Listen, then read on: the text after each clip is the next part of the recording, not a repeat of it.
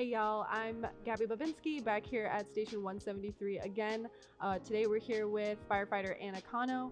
We're going to talk a little bit about how she started with Avondale Fire and Medical and a little bit about our Camp Hero, which we're so excited to get into. But first, Anna, can you kind of talk about how you got into the fire service and why you wanted to start with Avondale Fire and Medical? So I started EMT school in 2016. I worked at PCH after I did EMT school for about 3 years. And then after that, I went to paramedic school because my idea was to pursue nursing. So I decided to do paramedic school in order to do a bridge program. Within paramedic school, though, I had to do vehicular hours, meaning I had to go out into the field and work on a truck or an ambulance. And I actually got assigned with Avondale Fire, and I got to do 48-hour shifts with them, 9 tours. And I think it was probably like the third shift in that I decided that I was going to switch career paths and become a firefighter. At the time, I was still working at Phoenix Children's. I did end up getting a job with another department working on an ambulance for about a year. And I kept working and working to get hired here. And then thankfully, I did get hired. So, yeah. And you wanted to work with children? I did, yeah. So originally, I was going to go to be a pediatric nurse. And that was like the whole idea.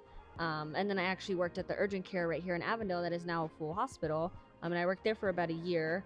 And all of it was just like same thing. I was just trying to prepare myself to be on the trucks, and Avondale was always my dream department, and I got really lucky and got the department that I wanted. So yeah.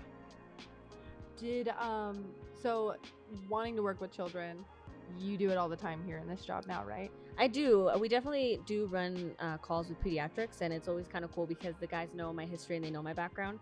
So when it comes to that call, they're kind of like, okay, like take the lead on this one. And I feel really comfortable working with kids. It's one of my passions, and on top of this job. So yeah, I still definitely get to work with kids, and I get to take everything that I learned back from working at PCH to here, and it's really awesome and helpful. Yeah. Can you talk a little bit about how maybe some people are more comfortable with a female firefighter, how that can be your strength when you're on a crew of mostly men?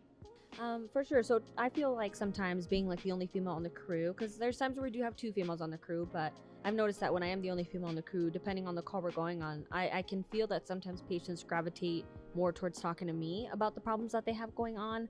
I don't know if it's a smile that I carry on my face or what it could be that makes them feel like way more comfortable with me, but I, as well as the guys, are aware of that, and we kind of use that to our advantage. So if we can kind of get the sense that a patient does feel more comfortable talking to me, I'll take, the chart, or I'll take control of talking to the patient. And sometimes that's super helpful for us and for the patient because it lets us get more info. Because there's been times where, the guys are doing the assessment or asking the questions, and you can tell the patient's like talking, and then I kind of chime in and I'll ask other questions, and you can see they kind of like open up a little bit more. So I think it definitely has its benefits.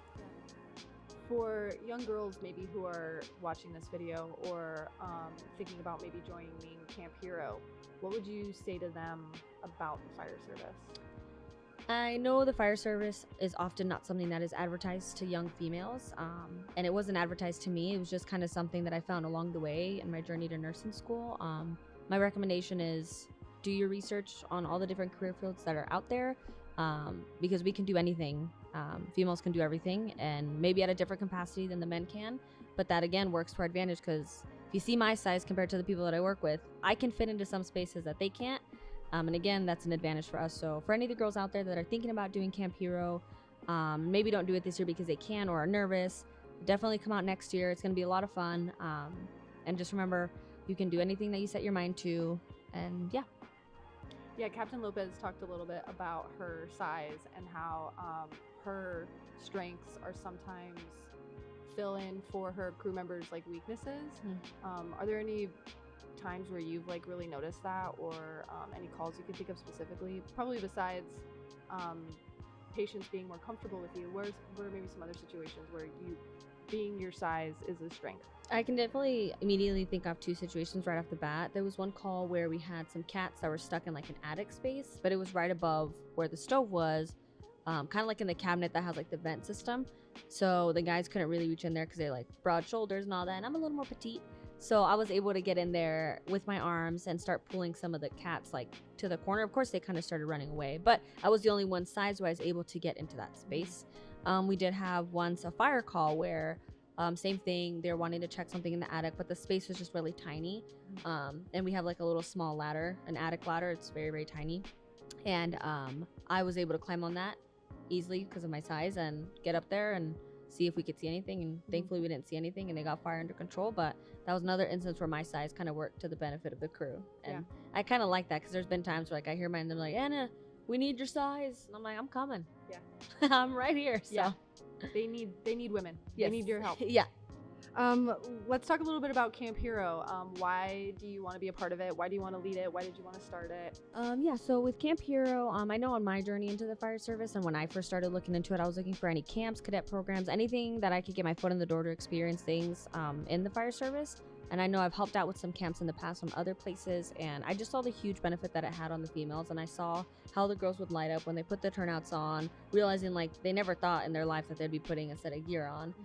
Having them do little workouts just so they can know like it's like you can do it. Like it looks hard and you think like, oh, this is heavy, but as soon as you look back and you realize how far you dragged the tire or how far you pushed the sled and pulled the hose, you're just kind of like, dang, like I did that. So I think I felt really inspired after being at other camps and being part of other camps myself, like when I was new.